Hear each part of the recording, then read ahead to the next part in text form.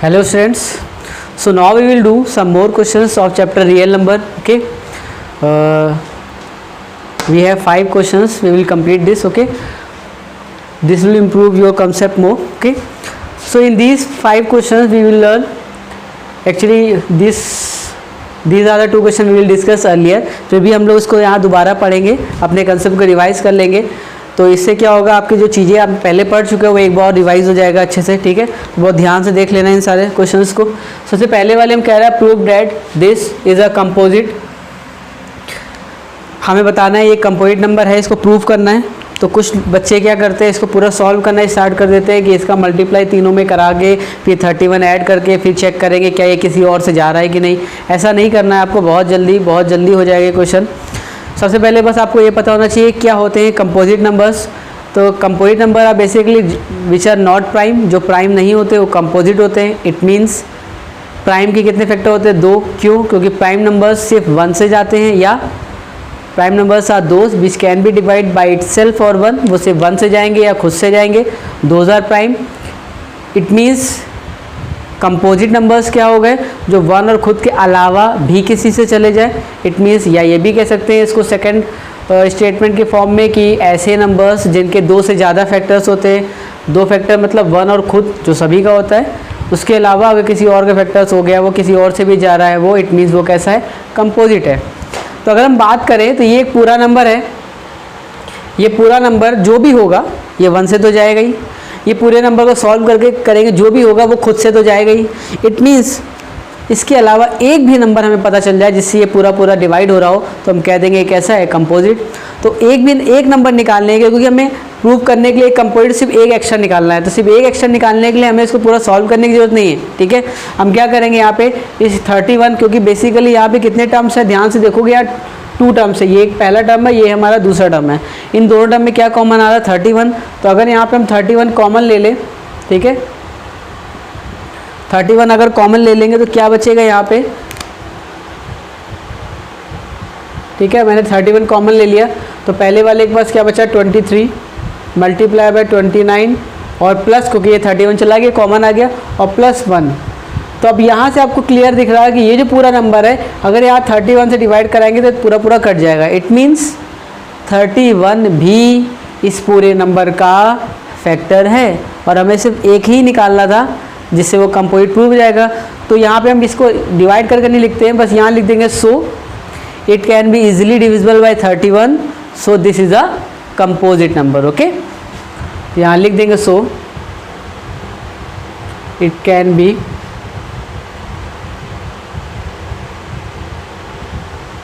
divisible, it can be divisible by 31, so yeah, hence it is composite number. क्योंकि ये 31 से भी जा रहा है, और 31 ये पूरा नंबर और 1 के अलावा एक तीसरा नंबर है उससे भी जा रहा है. इट मीन्स ये कैसा नंबर हो गया, ये पूरा कैसा नंबर हो गया, कंपोजिट नंबर हो गया. तो इस तरह के बहुत सारे सवाल बनते हैं. एक नंबर का क्वेश्चन होगा ये, तो इसमें कभी भी पूछा जाएगा कंपोजिट प्रूव करो, तो वहाँ पे कुछ ना कुछ हमेशा कॉमन आ रहा होगा. आप कॉमन ले लोगे तो ये क्लियर कह सकते हो कि ये 31 से पूरा जा रहा है, so that it is a composite number. Okay, so now we will do our next question. Okay, in our next question the question says, पहले इसको इरेज कर देते हैं तो आसान हो जाएगा समझने में. ठीक है, पहला वाला इरेज कर दिया मैंने. अब सेकंड वाले में कह रहा है शो डैट 12 की power n can not and with digit 0. ये जो पूरा है ये 0 से एंड नहीं करेगा. तो इस तरह के भी जो क्वेश्चन होते हैं उसमें एक पर्टिकुलर कंडीशन होती है, बस वो आपको चेक करना होता है कि अगर इस तरह का कोई भी नंबर है और हमें ये प्रूफ करना है can not and with digit 0, तो उसकी कंडीशन ये होती है, अगर ये जो बेस में लिखा हुआ है 12, अगर इसके फैक्टर करने में 2 और 5 आ रहे हैं, उसके अलावा कुछ आएगा तो भी चलेगा, लेकिन 2 और 5 जरूर आना चाहिए. मिनिमम एक 2 होना चाहिए, मिनिमम एक 5 जरूर होना चाहिए. उसके अलावा कुछ भी हो, अगर इनके फैक्टर्स में एक 2 और एक 5 के अलावा कुछ भी हो रहा हो, इतना ज़रूर आ रहा हो, तो वो नंबर जो होता है वो एंड विद डिजिट 0 होता है. लेकिन अगर उसके अलावा 2 नहीं है, या मान लो 5 नहीं है, या तो दोनों नहीं है, तो नंबर जो होगा वो डिविजिबल नहीं होगा. मैंने क्या कहा, 2 और 5 दोनों होने चाहिए.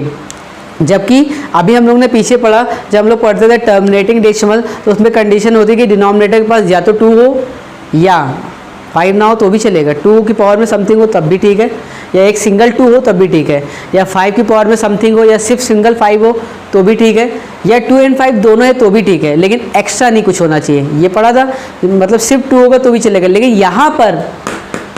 यहाँ पर जो भी नंबर 12 है या कुछ भी आएगा, उसके फैक्टर में 1 2 और 1 5 जरूर होना चाहिए। मतलब 2 की पावर 1 और 5 की पावर 1 जरूर होना चाहिए। इट में भी 2 की पावर 2, 2 की पावर 3 चलेगा, लेकिन 2 की पावर 1, एक 2 जरूर होना चाहिए और एक 5 जरूर होना चाहिए। अब वहाँ पे क्या था, इसके अलावा कुछ नहीं होना चाहिए, लेकिन यहाँ पे इसके अलावा और कुछ भी हो जाए कोई दिक्कत नहीं, लेकिन 1 2 1 5 मस्ट बी हैव, ठीक है, होना चाहिए। तो यहाँ पे अगर हम क्या करेंगे इस सवाल को करने के लिए, बस यही, क्योंकि हमें पता है इस 12 के पास 2 तो है लेकिन 5 नहीं है, इसका मतलब ये नंबर कभी भी 0 से एंड नहीं करेगा, क्योंकि 0 से एंड करने के लिए 1 2 और 1 5 जरूर होना चाहिए, एक मिनिमम 1 2 मिनिमम 1 5 जरूर होना चाहिए, ठीक है। तो बस अब ये तो मैंने समझ लिया कि यहाँ पे नो है, लेकिन इसको लिखने का तरीका ज़्यादा इंपॉर्टेंट है। कई बार लोग वही कंफ्यूज हो जाएंगे कि सर इसको लिखेंगे कैसे, तो देख लो कैसे लिखेंगे। सबसे पहले लिखेंगे फैक्टर्स या फैक्टर ऑफ 12, ये क्या आ जाएगा मेरा 2 आ जाएगा यहाँ पे। इसके फैक्टर में ध्यान से सीधे सीधे अगर लिखोगे तो इसके 1 भी इसका फैक्टर है, 2 भी फैक्टर है, 3 भी फैक्टर है, 6 भी फैक्टर है और 12 भी फैक्टर है।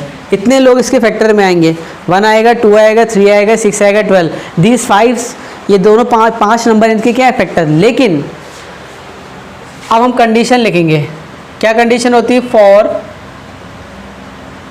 And with digit 0 number must have, मतलब जरूर होना चाहिए 2 and 5 as a factor.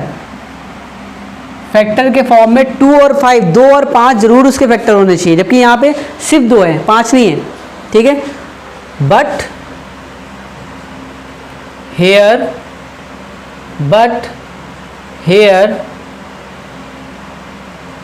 5 is not a factor, लेकिन यहाँ पे 5 फैक्टर नहीं है, ठीक है। सो या हेंस 12 की power n never and with digit 0, ठीक है।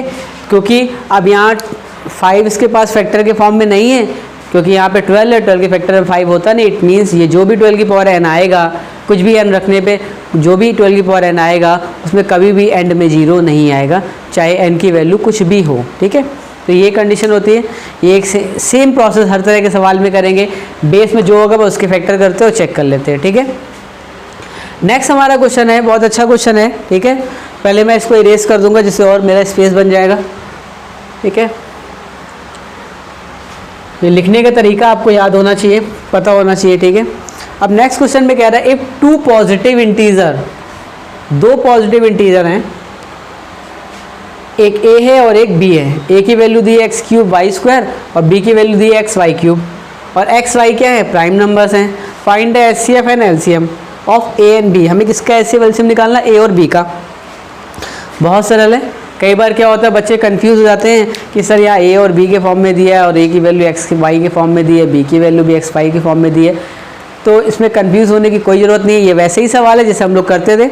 हमें a और b का HCF निकालना है, तो हम लोग क्या करते थे, अगर दो नंबर का HCF निकालना होता है तो उन दोनों का पहले प्राइम फैक्टराइजेशन करते हैं। तो इस तरह की यहाँ a और b का HCF निकालना है, तो a और b का प्राइम फैक्टराइजेशन ऑलरेडी गिवन है यहाँ पे, बस वो एक्स वाई के फॉर्म में है, ठीक है। a की वैल्यू कितनी पता है, यहाँ पे a की वैल्यू दी हुई है x³ y² और b की वैल्यू दी है xy³। तो यही तो हम लोग करते हैं, a और b का प्राइम फैक्टराइजेशन करते हैं, और यहाँ पे ऑलरेडी a और b का प्राइम फैक्टराइजेशन करके दिया है, बस क्या x और y के फॉर्म में दिया है। हमें क्या निकालना है, HCF। तो बहुत आसान है, HCF में हम क्या करते हैं, हमें HCF निकालना है a, b का, इन दोनों का। तो HCF में क्या करते हैं, जो चीज़ें दोनों में होनी चाहिए वही आएगी, लेकिन मिनिमम पावर वाला आता है। तो मिनिमम पावर वाला है कितना, x⁴ 3 x⁴ 1, तो यहाँ x⁴ 1 आ गया। एक्स की पावर 1 को सिर्फ एक्स लिख सकते हैं, ठीक है। सिमिलरली वाई की पावर 3 है, वाई की पावर 2 है, क्योंकि एचसीएफ है तो मिनिमम पावर वाला आएगा तो वाई स्क्वायर। इट मीन्स इन दोनों का एचसीएफ कितना आ गया, एक्स वाई स्क्वायर, ठीक है। अगर हम बात करते हैं इन दोनों के एलसीएम की, तो एलसीएम में क्या आता है, दोनों का मैक्सिमम पावर वाला आएगा, तो ये एक्स क्यूब है, यहाँ एक्स है तो यहाँ एक्स क्यूब आ जाएगा, यहाँ वाई क्यूब है, यहाँ वाई स्क्वायर तो यहाँ वाई क्यूब आ जाएगा। सिंपल है, ठीक है। तो थोड़ा अपनी रेंज को वाइड करो। LCM HCF may be in the form of variables, कोई बात नहीं, हम लोग कर लेंगे, ठीक है। उसके बाद हम लोग नेक्स्ट क्वेश्चन देखते हैं, इसको इरेज करते हैं।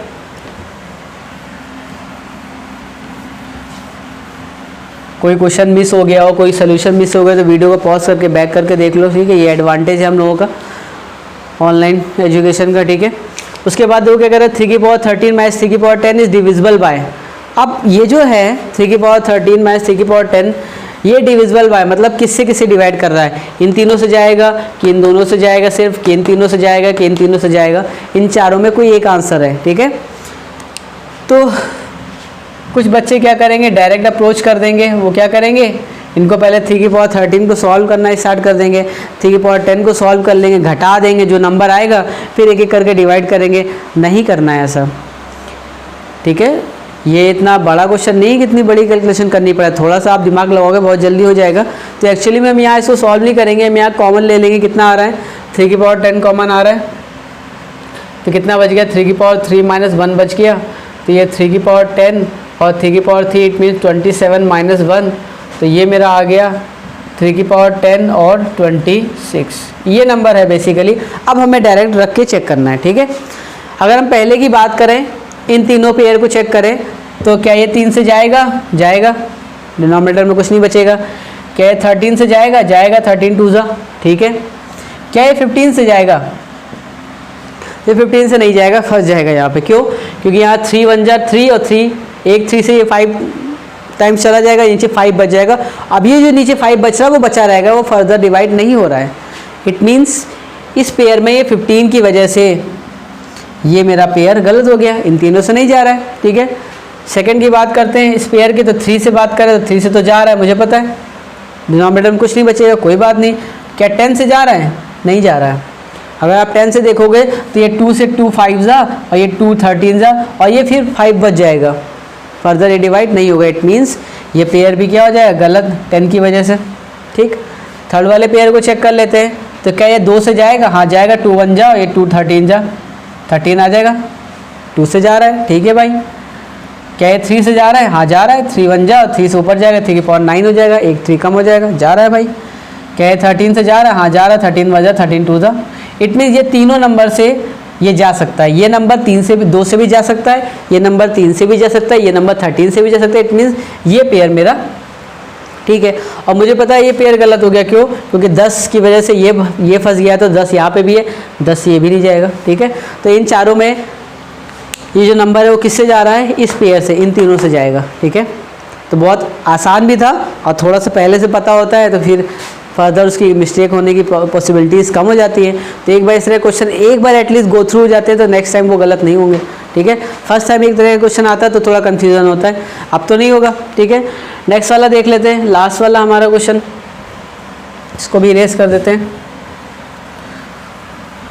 अब लास्ट वाले में देखो क्या कह रहा है, लास्ट वाले में कह रहा है if A and B are को prime, A and B are को प्राइम, क्या होते हैं को प्राइम, जो प्राइम नहीं होते वो को प्राइम है, नहीं, को प्राइम क्या होते हैं, को प्राइम मतलब अगर हम यहाँ पे को prime is just are talking about a pair of numbers, को prime is not a number. जैसे हम लोग कंपोजिट की बात करते हैं तो कंपोजिट एक पर्टिकुलर नंबर को हम लोग कंपोजिट कह सकते हैं, इसके 2 से ज़्यादा फैक्टर हो। इट मीन जैसे 4 2 से भी जाएगा, खुद से भी जाएगा, 1 से भी जाएगा, उसके अलावा 2 से भी जाएगा, इसलिए कंपोजिट है। अगर हम 9 की बात करें, 9 खुद से भी जाएगा, 1 से भी जाएगा, उसके अलावा 3 से भी जाएगा, डेट्स वाई 9 क्या है, कंपोजिट है। तो composite numbers and prime number is talking about a single number, but को prime is talking about 2 number together, ठीक है। 2 नंबर की जब एक साथ बात करेंगे वो को प्राइम होता है। क्या होता है को प्राइम, कि वो दोनों नंबर, को प्राइम का मतलब ये नहीं होता कि प्राइम, या मैंने यहाँ लिख दिया 6 ये 7, ये दोनों को प्राइम है। कोई कहेगा सर ये 6 तो प्राइम नहीं, that's why I am telling you कि को प्राइम का मतलब प्राइम से नहीं है। को प्राइम का मतलब ये नहीं है कि वो दोनों नंबर अलग अलग प्राइम होने चाहिए, नहीं। को प्राइम का नंबर मतलब ये होता है कि वो जरूरी नहीं प्राइम, वो कुछ भी हो सकते हैं। यहाँ मैंने 25 को लिख दिया, ये दोनों क्या हैं, ये दोनों प्राइम नहीं है, लेकिन ये लोग को प्राइम हैं। क्यों? क्योंकि को प्राइम का मतलब होता है कि वो आपस में प्राइम है। आपस में प्राइम का मतलब है कि उन दोनों का कोई भी कॉमन फैक्टर नहीं है, कोई भी एक ऐसा नंबर नहीं है जो जिससे ये दोनों जा रहे हों। क्या है यहाँ पे? कोई एक ऐसा नंबर एग्जिस्ट करता है जिससे दोनों जा रहे हों, अदरवाइज वन से तो सभी जाते हैं, ठीक है। तो 1 के अलावा कोई भी ऐसा नंबर नहीं है जिससे दोनों जा रहे हों, इट मीन इनका कोई भी कॉमन फैक्टर नहीं है। तो ऐसे दो नंबर जिनका कोई भी कॉमन फैक्टर नहीं होते हैं वो को प्राइम कहलाते हैं। क्या कहलाते हैं? को प्राइम, ठीक है। तो ये छोटी छोटी चीज़ें जो कि बहुत इंपॉर्टेंट है और बच्चे पढ़ के भी चले जाते हैं, 10th मतलब पास भी हो गए, 11th में भी पहुंच गए, लेकिन चीज़ें उनको पता नहीं होता है क्या हुआ है, ठीक है। तो पता होना चाहिए ना। तो ये को प्राइम नंबर्स हैं क्योंकि इनका कोई भी कॉमन फैक्टर नहीं है, ठीक है। फिलहाल अब हमें यहाँ क्या कह रहे थे, दो नंबर्स हैं ए और बी जो कि को प्राइम है, और हमें एलसीएम निकालना है किसका, ए के कॉमा बी के का एलसीएम निकालना है। तो क्योंकि ये दोनों को प्राइम है तो अगर इन दोनों का एलसीएम निकालेंगे तो कितना आएगा? को प्राइम नंबर्स का एलसीएम कितना आता है? अगर हम बात करें, आपसे पूछ लें कि अगर ये 2 है और ये 3 है, इन दोनों का एलसीएम कितना आएगा? इन दोनों का एलसीएम आएगा 6। जबकि अगर हम बात करें 2 और 4 की, इन दोनों का एलसीएम कितना आएगा? तो आंसर आएगा 4, 8 नहीं आएगा। आप समझ लो, इन दोनों का एलसीएम में 8 नहीं आएगा, 4 आएगा। इन दोनों के एलसीएम में 6 आएगा। तो क्या डिफरेंस है यहाँ पे? यहाँ पे जो एचसीएफ है वो बेसिकली इन दोनों का प्रोडक्ट है, लेकिन यहाँ पे जो एलसीएम है वो इन दोनों का प्रोडक्ट नहीं है। क्यों? ऐसा क्या यहाँ पे डिफरेंस है जिसकी वजह से ऐसा हो रहा है? यहाँ पे जो एलसीएम है वो इन दोनों का प्रोडक्ट नहीं है, जबकि यहाँ पे जो एलसीएम इन दोनों का प्रोडक्ट है। दोनों का एलसीएम मैंने सही लिखा, यही आएगा। ऐसा क्यों हो रहा है? क्योंकि जब दो नंबर आपस में को प्राइम होते हैं, मतलब इनके बीच में कोई भी कॉमन नंबर नहीं जिससे दोनों जा रहे हो, तो उस केस में जो एलसीएम होता है वो हमेशा उन दोनों का प्रोडक्ट होता है, ठीक है। और जब ऐसे नंबर जिनका कोई ना कोई कॉमन फैक्टर हो तो जो एलसीएम होगा उनका वो प्रोडक्ट के बराबर नहीं होगा। तो आप एलसीएम ऐसे निकाल सकते हो उस केस में। तो कितना आ जाएगा एलसीएम? 4। जब कोई ना कोई कॉमन फैक्टर हो तो एलसीएम हमेशा ऐसे निकालना चाहिए क्योंकि उनके प्रोडक्ट के बराबर नहीं होगा। लेकिन जब उन दोनों का कोई भी कॉमन फैक्टर ना हो तो उनका जो एलसीएम आएगा वो उन दोनों के प्रोडक्ट के बराबर होता है, डायरेक्ट प्रोडक्ट कर दो। लेकिन जब कोई ना कोई कॉमन फैक्टर हो तो ऐसे निकालना पड़ता है, ठीक है। तो अगर यहाँ ए और बी को प्राइम है, मतलब इनका कोई भी कॉमन फैक्टर नहीं, तो इनका जो एलसीएम आएगा वो इन दोनों के प्रोडक्ट के बराबर होगा। इट मीन्स ए बी होगा। कोई प्रॉब्लम? ठीक। एक सवाल के लिए मैं इतनी सारी चीज़ें पढ़ा देता हूँ जिससे आपके बेसिक जो पीछे का छूट गया है वो भी कवर हो जाए, ठीक है। इसलिए बहुत ध्यान से सुना करो। ये नहीं कि सर क्वेश्चन नहीं बता रहे, इससे पहले की चीज़ें बता रहे हैं, इसलिए बता रहे कि आपके बेसिक्स क्लियर हो जाए, ठीक है। अब क्या कहते हैं, find the value of find the LCM of this. हमें एलसीएम लेकिन निकालना किसका है? हमें एलसीएम निकालना है एलसीएम ऑफ ए के कॉमा बी के। हमें इन दोनों का एलसीएम निकालना है, ठीक है। इसका जो एलसीएम आएगा, क्योंकि जब हमें पता है कि अगर इन दोनों का ए और बी का एलसीएम कितना था, ए बी, अगर इन दोनों में सेम नंबर का मल्टीप्लाई करोगे तो जो इनका एलसीएम होगा उसमें भी के का मल्टीप्लाई हो जाएगा, इसका एलसीएम हो जाएगा के A B, okay. So this is what we got our answer, okay. So next few questions we will discuss in our next video, okay. Then we will start after this video, after the first one, then we will start the next chapter, okay. Bye.